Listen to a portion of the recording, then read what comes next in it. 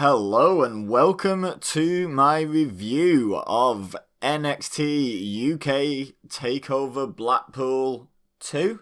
Is it the second one? It's 2020 anyway. The one that's just happened. If you're watching this sometime in the future, check the date of the video. It's the one that just happened. This is going to be a little bit different. First of all, I want to say I didn't do predictions for the show for a couple of reasons. First one, and the most important one, is I just kind of ran out of time. I just didn't get it done, and suddenly it was like the day before the event, and I just didn't have time on the day to get it recorded, or on the day of the event. So it just didn't get done. The other reason is, quite honestly, I haven't been following NXT UK. I wasn't planning on going to this event, but someone I knew someone who was selling their tickets. So I was like, you know what? Yeah, that'll probably be quite good fun. And boy, was I right. It was one of those where I thought, I don't really need to be following along. I know it's going to be a really good wrestling show, even just in a vacuum. So I didn't do predictions. Honestly, I probably would have got quite a lot of it right. Because just as we were going through the show, I know I wasn't expecting any of the titles to change hands. I know I'm getting ahead of myself here. And gun to my head, I would probably have picked Tyler Bate over Jordan Devlin. That's personal preference as much as anything, though. I'm not sure if I'd have got 27 Eddie Dennis right. The hindsight in me wants to say, well, 27's basically there to put over newer guys at this stage. He's really charismatic and popular, but he's not there to be putting people down that have a bit more future upside than him.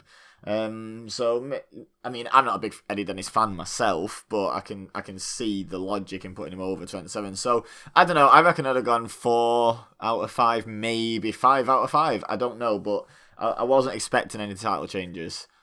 Just as I was watching the show.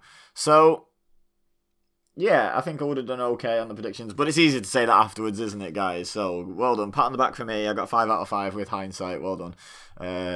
Predictions made after watching the show, 5 out of 5. No worries. Right, so the show kicked off, the live show kicked off with... Oh, no, who was it? Oh, I knew one of them. A few moments later. That's it. Okay, I've just looked it up. It was Joseph Connors was in the opening dark match against someone I don't think I knew. He had I think a Hispanic sounding name. I'm just trying to have a look through. I just had to get the NXT UK roster up just to look through until a name jumped out at me as being the right guy. Well, I can't remember who it was he was fighting. Unassigned. Oh no, okay. I'm not sure who he was facing. I didn't immediately recognise the name, but yeah, it was an okay match. It was what it was. I think Joseph Connors won. I honestly don't remember a lot about it. Didn't even get a picture of this one. I was trying to take some pictures that hopefully will be on the screen to show you, or will be coming up on the screen when I actually have some to show. Just to show you whereabouts I was and what sort of stuff I could see. I'm not the biggest picture taker guy. Anyone that follows me on Instagram will know that, by the way. Details in the description. But I am trying to get better at that and trying to take a few more pictures, especially in experiences like this. So, the second dark match was Cassius Ohno against Dave Mastiff. Woo! Hoss fight. Great fun. Big old collision in the ring. And Mastiff picks up the win, obviously, because what did I say about 27? Cassius Ohno is the epitome of that. Wins some matches on TV to build himself up, to lose to a guy, and repeat. It's a shame this match wasn't actually on TakeOver, because it was more than worthy of. It's actually crazy how the TakeOver was laid out, which I'll get into in a little bit. Now the seats I got for UK, I think we were 10 rows back. And we were opposite the hard cam, so in theory we were on TV. I haven't checked back to see if you can actually see us at all. I imagine not, purely because the way the Empress Ballroom is it's just flat seating, and we had quite a good view, except the guys in front of us just happened to be pretty big. And when I say we, I was there with Etch, my girlfriend, and also a channel artist. And she's she's quite a bit smaller than me, and she couldn't see a whole lot. So the first couple of matches were mostly spent straining my neck, trying to see over and around these people, because I'm not exactly short, but they were big in both dimensions. I'm not trying to be funny and say, oh, look at these fatties. They were big built guys, you know, like they were just big in all dimensions. They were pretty broad shouldered, and those shoulders were quite high up as well. It was just quite hard to see around them. So towards the end of the women's match, I actually found my way up to one of the balconies, and and then got Etch to join me up there, and we watched the rest of the show from up there, and enjoyed it a lot more, to be perfectly honest. So I do appreciate the tickets that it got me into the building, like, you know, but I did end up swapping them out for what I considered a better view. The atmosphere wasn't as good up on the balcony. It was towards the end of the main event that everyone up there got really lively. When you were in the seating near the ring, then you were much more part of the liveliness, but I still enjoyed the show more because I could actually see what was happening. And I could tell Etch was getting taken out of it by the fact that she couldn't really see a whole lot of what was going on, especially when everyone stood up for a big spot, because sat down, you know, you can kind of like lean up off your seat and become almost as tall. Like, there was a kid on our row as well, and he was just stood up for the whole thing, and he was as tall as any of the adults when he was stood up, you know, when we were sat down. But when everyone stood up, I was like, wow, you can't see a thing. So anyway, viewer side, that's just so you know, the pictures change angle, and also probably my enthusiasm for the show changes. I've actually, just before recording this, rewatched the first two matches on the WWE Network, purely because I feel like I missed them. Like, in the first match, the Trent Seven spot where Eddie Dennis just powerbombed him over the ropes outside, I was like, what the hell was that? Because I just saw him disappear and was like, did I miss a table being set up? What broke his fall? It turns out it was a guy. It was a bloke. I'm not even sure if the guy was expecting it or if he was just in the wrong place at the wrong time. But yeah, and he kind of hit the barricade, not flat on the floor. But still, what a bump. But yeah, the first two matches I don't have a whole lot to say about in terms of my personal live experience, because I missed them. I missed a lot of them, especially the women's match. Well, it was good rewatching on the network. It wasn't good enough for me to maintain my interest, peering and peeking. So I ended up casually getting up and going to the bar, just so that the people, because I wasn't sure if you're just allowed to go upstairs. That was like my little mission, was to find out if there was just room to just wander up to the balcony. But I didn't want to just like get up from my seat and go upstairs in case someone like tried to block me and be like, hang on, you've got a seat there, why are you going upstairs? You know, kind of thing. So I went to the bar first and then walked back and went up the stairs, just direct from the bar, and figured probably no one's keeping that close of an eye on me in particular going to the bar, so I'll get away with it. And sure enough, I did. I don't know if there was any rule in place. There was a lot of people ended up on the balconies by the end. A lot of the seating ended up empty, actually. I think a lot of people were having issues with viewing, because when you were looking down from the balcony, a lot of the seating was empty, but it wasn't because it wasn't a sellout. I'm pretty sure it was a sellout. It's because people had made their way up onto the balcony or were standing along the side so they could see over the seated people, you know, and standing at the bar and at the back of the room and stuff.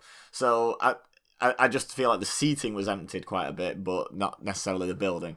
Anyway, Eddie Dennis beat Trent Seven.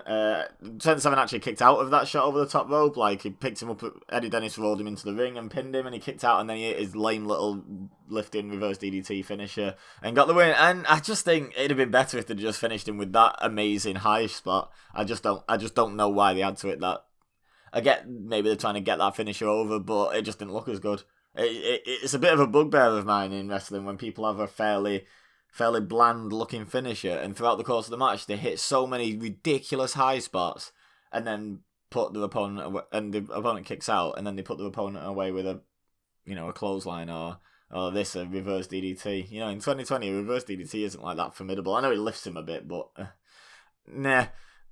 You know, what can you say? Anyway, the women's match, it was good. It was a really good, what I thought it was good at was telling the story. I fully understood the story of this rivalry just from the match, which isn't something WWE always does that well, because it does so well with promos and video packages, which, by the way, from our position, we couldn't see the video wall in the entranceway, and that was the only video wall. So while I could hear the story they were trying to tell in the video packages, I couldn't visualize it properly. So I felt like I got the story from the match alone, which was pretty good.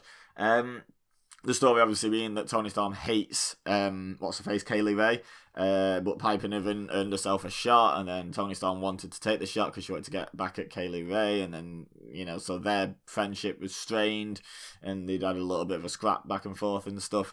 It was really well told. The start of the match I really liked, where Toni Storm just wasn't interested in fighting Piper Niven. She just like wanted to go after Kaylee Ray, like proper tunnel vision. It was pretty good. There's a few decent spots in the match. I'll be honest, I'm going to throw it out there. Not a big fan of Piper Niven.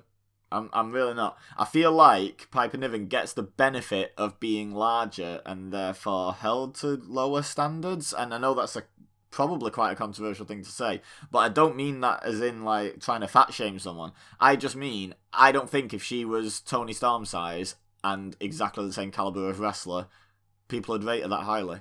It's because she's bigger, and I feel like you're not allowed to say anything negative about people without someone jumping on you, and I'm sure someone will feel free to. That's fine, go for it. I haven't ever seen anything from Piper Niven that's amazing or hugely impressive. But she seems to have this reputation for being amazing, and I'm just like,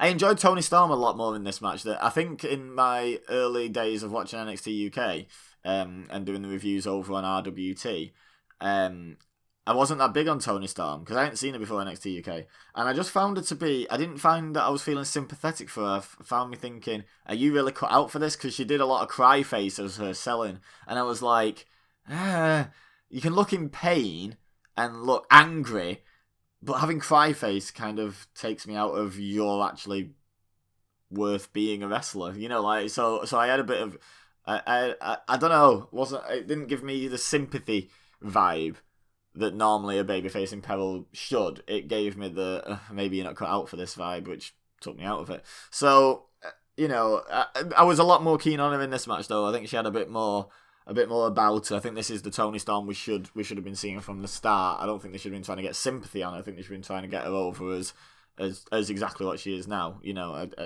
I'm really enjoying it. Kaylee Ray retained the title. When I was watching the match, I was thinking, this is going to come down to...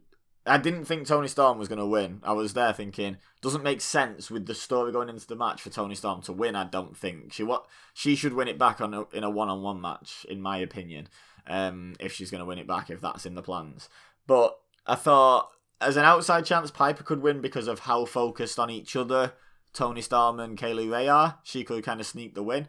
But then I thought, but it's not really that baby face-ish. That more likely is Kaylee Ray stealing the win when Toni Storm and Piper eventually turn on each other. And sure enough, that's what happened. So, it made sense. The story made sense. I'm not trying to be like, oh, look at how clever I am with my predictions. I'm saying my reasoning that made sense in my head is basically what played out, and therefore I think it plays out. Not it plays out, therefore I think it makes sense. So, kudos, good booking, fair enough. What was weird watching this back on the WWE Network, this is as far as I've got watching it back on the network. I'm very tempted to watch the rest of the show because it was really good from this point. Like, by the end of this match, we were on the balcony, and I don't know if the change in view was what changed our opinion or the change in quality, but I feel like it was both, if I'm honest. The card really stepped up. I'm not saying this women's triple threat was bad by any stretch, but it was good. The rest of the card was great. So, it was a real clear, defined step up. But what was interesting watching back on network, when I paused it, it was like, I think I'm just about on Tyler Bate and Jordan Devlin's entrances, and it's like 40-something minutes into a 2.5-hour show. There's only 3 matches left. They gave all of these matches a ton of time and showed what you can do if you just give professional wrestlers a ton of time to go out and create some magic. It was great fun, the second half of the show. I'll say second half. The vast majority of this show, which just happens to be the second half in terms of number of matches. So, match of the night next. I know the ladder match was entertaining as hell and high spot heavy and amazing. But no, Jordan Devlin and Tyler Bate, match of the night, easy.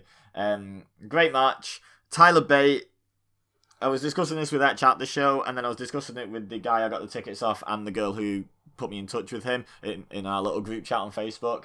I was discussing this with them as well. this morning. I actually put the message out last night, but then quickly went to bed and just didn't answer. Which was, is there a better athlete in WWE or maybe even in wrestling than Tyler Bate? And don't get me wrong, I know there's people that can do exceptional athletic things like Ricochet, but he's not got the strength that Tyler Bate has. And then I know there's guys that are stronger than Tyler Bate, but they've not got the athleticism that he has. Tyler Bate, in one match, deadlift gorilla pressed someone who's, I assume, roughly the same weight as him, so his own body weight above his head. And he struggled, but you could tell he legitimately lifted that guy because of how much he struggled. And then, later in the match, clean jumped over the top rope, which is almost the same height as Tyler Bate, because he's only a little dude. And I was like, is there anyone else in wrestling who can gorilla press their own body weight and clean jump over their own head height? Because that is a ridiculous claim to be able to do both of those. I think not. I think Tyler Bate is just the best athlete in wrestling, period. Like, and again, I know there's people who can do better flippy stuff, and I know there's people who can maybe maybe a bit stronger than Tyler Bate, but the whole package, I think Tyler Bate's got it. I think he's got it locked down. And he's so young, and he's actually, and it's not just that he's a great athlete, he's a great wrestler as well. He's a great storyteller. He's got the psychology. He's got pacing. I don't know. Tyler Bate might be the best wrestler in the world. And that might be me being on a high from seeing the match like just last night, but because I'm recording this in the morning, the morning after, the night before, as it were. But oh my god, is there anyone who can make a legitimate claim to being clearly better than Tyler Bate? I don't know. The whole package, amazing. And he's something like 22, 23. Like, it's ridiculous. Oh, he might be 24 by now. I don't know. He debuted like 3 years ago and wasn't the first UK tournament like 3 years ago, and he was 19. So that'd make him 22. Might be 4 or 5 years ago. I'm not sure. Time, no concept anymore. I'm too old for that. But Tyler Bate is not. Tyler Bate is ridiculously young. Even if he's 24. I mean, come on. 24, he's got 15 years left at peak. As long as he stays healthy. Like, look at AJ Styles at 41. Or whatever he is, might be 44 now or something. AJ Styles, like, look at that. Tyler Bate could have 20 years left of peak performance, really. Oh man, crazy stuff. Something I noticed watching because I did actually start this match and then was like, no, you know what, I'm going to go record the review and get it uploaded. So I rewound to the start, and one thing I did notice, really comparing this match to the live experience, wow, the crowd is quiet on the broadcast. That crowd was not quiet. They had the microphones on the crowd on low. Especially, like, the Tyler Bate match was the one. The crowd was wild for Tyler Bate. Like, absolutely wild for him. There was some Jordan Devlin supporters in the crowd, but oh my god, the Tyler Bate support was ridiculous. And the Trent Seven support in the opening match, actually, as well. And I was genuinely thinking, where's the crowd? When I was watching it back, I was like, it's so quiet. It was something I actively noticed. So if you watch this and you think, oh, the crowd didn't seem that into this, trust me, different experience being there live. They had the sound so muted on the crowd. I'm not sure why. I would have that up as loud as I felt I could get away with, like, because seriously, that's your selling point. Look how much this crowd is enjoying it. Anyway, the match was phenomenal. I'm not going to do a blow-by-blow of the match because, quite honestly, I can't remember everything that happened in it. There was cool spots, like I say, there was the gorilla press, there was the outside dive, there was the Jordan Devlin did the Uranage into a moonsault combo that he does, but he did the Uranage from the apron, so then he springboarded over the top rope to do the moonsault, so that was a nice twist on it. There was a lot of moments where it was like, I know your shtick as well. Like Tyler Bate went for bop and bang, and there was one where Jordan Devlin blocked it early in the match, and then there was one later where Jordan Devlin gave him the bang. Tyler Bate put his arm up, and Jordan Devlin jabbed him in the face, and it was like, it was really fun. There was a perfect mix of crazy spots, and cool moments, and great storytelling of how well they know each other, just great pacing and psychology. They didn't rush everything. It was just amazing match. Really good. Can't say enough good things about it. I adored that match. It was so good. Tyler Bate picked up the win, rightly so. Best wrestler in the world, should win all his matches. Apparently, that was his first TakeOver win ever. Apparently, I think I heard that somewhere. I think maybe on Twitter or something. I saw it. I don't know. I don't know where I heard that. I feel like it might have been on the commentary as he was making entrance. Maybe that he was looking for his first TakeOver win. I don't remember where I saw and or heard that, but apparently that was his first ever TakeOver win. Why? My God, give this man all of the belts in WWE, including the women's. Who cares? Just give him all of them. Right. I mean, Tessa Blanchard's the Impact Men's Champion. Give Tyler Bate the women's titles as well. Screw it. Let's not move on to Tessa Blanchard. That's a different topic for a different day. If you'd like to hear me talk about some Impact and what I think of that whole situation, let me know in the comments. I might do a video, like, if it's requested. Next match was the Fatal 4-Way Tag Team Ladder match. This match was massively disappointing to me for one reason and one reason alone. There was never really a proper shoes off if you hate Gibson chant. And I was there, and you guys wouldn't get to see it because I ain't done a face reveal yet on YouTube, but I was there with my phone set to video in selfie mode with my shoe half off because I was up on the balcony and I was going to like have a high angle selfie with me with my shoe up in the air with the crowd in the background yelling, you know, because I imagined that would get really loud. And I pictured having them in the background with everyone with the shoes up and me with the ring and the crowd down on the floor in the background, and it would have made a great video. And they tried to start it once and it didn't even take off. And I'm like, I know this is a high octane, incredible match, but there's always time for shoes off if you hate Gibson. There's always time. And I just don't know if that's not as big a thing anymore, because again, I said I've not been keeping up with NXT UK. But if so, why not? Like, bring it back now. Because, I used to crack up watching at home when I started watching it. And you'd have stand up if you hate Gibson, and then you'd have, shoes off if you hate Gibson, and then you'd have stand up if you hate Gibson, then you'd have sit down if you hate... Everything the crowd did, they were chanting, do the thing we're doing if you hate Gibson. And it was just, it was the best. It was genuinely such good crowd interaction, and they need to make sure they're doing that more. Shame on you, Blackpool. Shame on you. The match itself, wow. I mean, again, I can't do blow by blow because there was just too many blows. Like, there was Mark Andrews and Flash Morgan Webster jumping off the ladder through a table onto Wolfgang. I don't know what happened with Mark Coffey's table, by the way, but he stayed down for a long time. I don't know if he got hurt by that or what. I mean, they finished the match, but they had the table settled between the barricade and the ring apron, and his table just disappeared. Like, I was like, did that give way or just slide off? Because we couldn't see down that. We were on that side, but up on the balcony, so we couldn't actually see down the barricade to see what had happened to him. So I assume it just slid off. But yeah, there was that. There was the whole spot where they were all on ladders fighting. It looks a bit contrived, that, but then one by one they all get thrown off, and it was good fun. The finish of the match, I know it's just like a wooden ladder painted to look like the rest of them, but I've never seen a ladder disintegrate quite like that ladder at the end of the match. I can't remember which one of Imperium it was that got slammed through it and which one it was that got lobbed over the top rope. But the one that got slammed through the ladder, that ladder, normally, like, they break in half, but there's still like a bit of wood clinging onto itself that's like almost forming a hinge. No, this was two halves of ladder. He went clean through it. There was no connection between top half and bottom half of that fake ladder after that spot. It was crazy. And the over the top rope thing, wow. Like, awesome. Brave spot to take. Obviously, there was a lot of guys on the outside to catch him, but you can overshoot that. You could undershoot it in at the ropes. Like, fair play. Amazing spot. Great way to end. Again, I didn't think Gallus were going to lose the tag titles, because here was my reasoning for that, was I didn't see Mark Andrews and Flash Morgan Webster winning the titles back, or Zach Gibson and James Drake. I was rooting for Gibson and Drake, by the way. I love them. But I didn't see either of the teams that have already held the titles gaining them back. I just didn't see that particular being, because I believe both those teams have held the tag titles, right?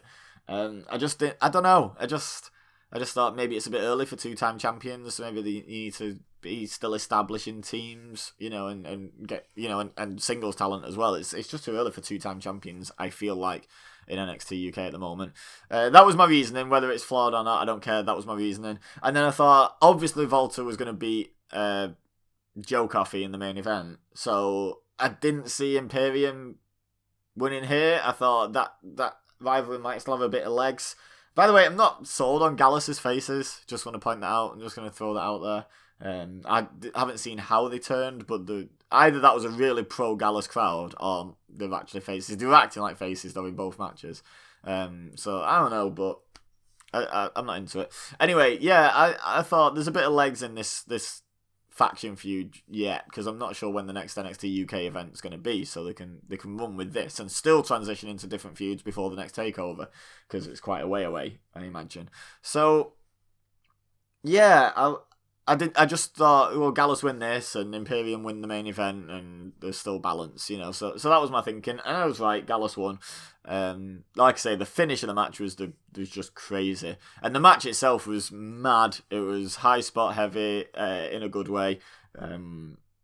Because there was 4 teams though, so they could sort of cycle in and out. It didn't feel like stuff was just being no-sold a whole lot, because that can be an issue with high spot matches like multi-man ladder matches and stuff. Is it's like, hang on, didn't you just get like lobbed off a ladder like 30 seconds ago? Why are you here again? You know, and there wasn't. I didn't really get that vibe. They did a good job of cycling through who was involved in the spots. So that everyone got a chance to sell what had happened to them, which is good. The only one I would say is when Andrews and Webster jumped off the ladder through Wolfgang on the table, they were back involved really quickly. And I know they were doing the offensive move, but they still basically fell off a ladder through a table. There just happened to be a bloke on that table. I don't know, I feel like they could have stayed down for a bit, but they were obviously needed for the next but one spot, so they were back quickly. But yeah, no real complaints. Finally, the main event. I'll be honest, wasn't sold on Joe Coffey as a challenger to Volta going in. It was a good match. It was no Volta Tyler Bate. Let's just be honest. It was nowhere near that caliber. It really wasn't. It was nowhere near the caliber of Tyler Bate, Jordan Devlin. It was a good match, though. It was a damn good match. It wasn't a good match. It was a great match. It was a really good match. They had a little bit of interference, which isn't that commonplace on TakeOver, but it was, I feel, well done and made sense. The other member of Imperium, I think it's Alexander Wolf, that doesn't really get involved in too many matches for whatever reason. He came down on Volta's behalf when the referee took a hell of a shotgun dropkick. He just got booted. Yeah, and he came down, but then what's his name? Ilya Dragunov or something? I don't know. My phone's behind me now. I'm not looking at that anymore, so I can't check. But that guy with the weird eyes and the really good matches. This is how good I am at UK wrestling. Funny that I don't really keep up with it, right? Being from the UK, but yeah, he's from what I have seen, he's really good, and he came down. So maybe they're going to transition to him and Volta, which I am all for. From what little I have seen of him, I am all for that. So there was that little bit of interference. That was fun. They got back to the normal match. Volta got oh no, Joe Coffey got the first false finish when the referee was down. I'm not sure if Volta actually kicked out at the crowd's 2 count though, which is pretty funny. I don't think I've ever seen that before. Where it's like they do the false finish where the referee should have been there to count, and they still don't get the pin. But yeah, when they did that spot, I was like, oh really? They're gonna try and make us think that Joe Coffey really could have beaten Volta? Like, no one believes that. Behave. I was surprised how much the crowd were on Joe Coffey's side. Actually, obviously they are getting over his faces, Gallus. I'm not a big fan of that as a concept, but I can't deny results. They're getting over. Yeah. So Joe Coffey got the false finish on Volta, then Volta got a false finish on Joe Coffey. So it was almost like a 2 out of 3 falls match. It's just the referee missed 2 of the falls. And in the final fall, as it were, in quote marks, Volta picks up the win. You know, obviously. Like, just because that was one thing I want to emphasise, though. I felt like most of those results on this show were obvious. I felt like it was a very predictable show, even for someone who hasn't been keeping up. I feel like I went into each match thinking, this person's going to win, and I was right. Doesn't mean it was less enjoyable. Like, it really doesn't. Wrestling isn't all about the surprise of who wins. Sometimes it's nice to get a shock. Sometimes it's nice for it to just make sense. And when it makes sense at the end of an amazing match, which the last 3, I could argue, all did that, a make sense finish at the end of a great match, at least great match. What is there to grumble about? And then, just as Imperium are celebrating in the ring, Undisputed Era rock up. And I said to Retro, they got such a long flight to do running. like,